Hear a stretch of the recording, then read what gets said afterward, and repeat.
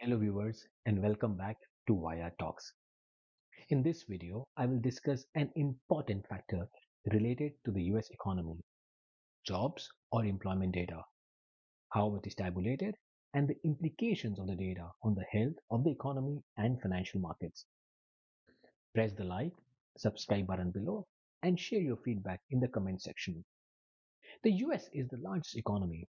Its economic health is closely watched with employment data as one of the key parameters followed by the Fed and markets. In the current environment, jobs growth and the jobs opening continue to be at a record levels, leading to the hawkish or higher interest rate stance from the US central bank, the Fed. Higher employment and wages lead to higher household income and spending, ensuring robust demand for goods and services. It also leads to higher labor costs, which may force firms to increase the prices of their goods and services, feeding further into inflation. The US Department of Labor, through its agency, the Bureau of Labor Statistics, shares a monthly update called the Employment Situation Report, detailing economic and employment data. This is more commonly known as the Non-Farm Payrolls Report. The BLS first began to collect employment and payroll data for four manufacturing industries in October 1915. Over the course of 100 years, the methodology continues to be tweaked, including over the last few years, to ensure the data remains relevant and reliable to depict the actual health of the employment market accurately. The report is published on the first Friday of every month with data for the previous month. However, there are instances when the release is pushed to the second Friday, depending on which day the 12th of the previous month falls. The Employment Situation Report has two parts: the current employment statistics, or the establishment survey, or the payroll survey, and the second part, the current population survey, or the household survey. The payroll survey is best known for providing a reliable gauge of the monthly change in non-farm payroll employment numbers, the headline number, as we call it, the average hours worked, and the average hourly earnings. On the other hand, the unemployment rate is the best known statistic from the household survey. Now, BLS releases six different measures of employment called U1 to U6, with U3 being the most in demand as it reflects the official unemployment rate. As of August, the unemployment rate rose sharply to 3.8%. Early this year, it had hit 3.4%, the lowest rate since 1969, piling further pressure on the Fed then to increase interest rates, which the Fed delivered spot on. The lowest unemployment rate ever recorded was in 1953 at 2.5%, with the most recent high at 14.7% in April 2020. The highest ever was at 24.9% in 1933 during the Great Depression. Labor force is the number of people above 16 years of age who are employed or actively seeking work. The participation rate sheds some light on the state of the economy. In a healthy economy generating jobs, people are encouraged to look for work, hoping to find work. Whereas during recessions, as we saw a few years back, the rate tends to come down with people discouraged from looking for work.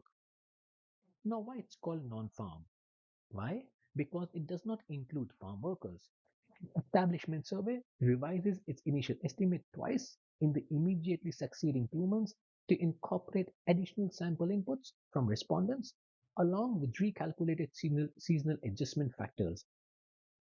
Over the last few months, we have seen strong monthly numbers highlighting the strength of the US economy and at the same time creating a headache for Fed since it wants to slow down the jobs growth in order to slow down inflation. Fed has said a number of times it would want to see the unemployment rate increase. Strange, isn't it? AHE signifies not just robust employment demand, but also its impact on inflation, as we noted earlier. The US is currently going through a similar situation.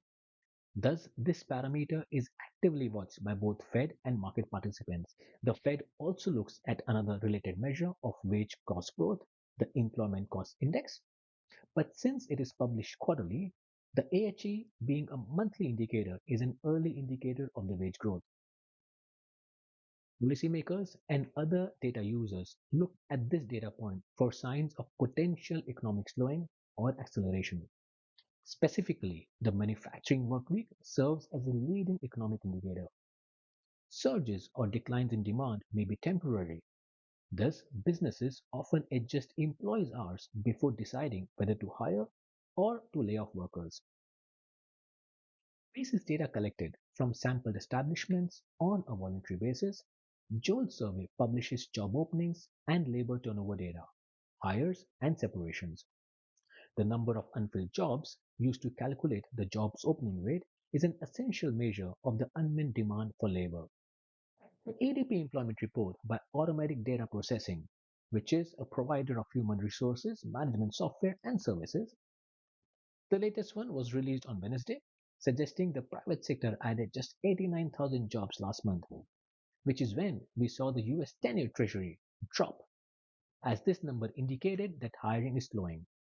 Just prior to that, JOLTS reporting higher openings, we saw the 10-year Treasury touching 4.9% intraday. September showed the slowest pace of growth since January 2021, when private employers shed jobs. However, there has been no direct correlation between the ADP and NFP payroll numbers, as the chart suggests. And as news comes in, the non-farm payroll number for September comes in at a strong 336,000 as against the Dow Jones expectation of 170,000. Though their average hourly earnings came in at 0.2% for the month and 4.2% for the year, as against a consensus estimate of 0.3% and 4.3% respectively.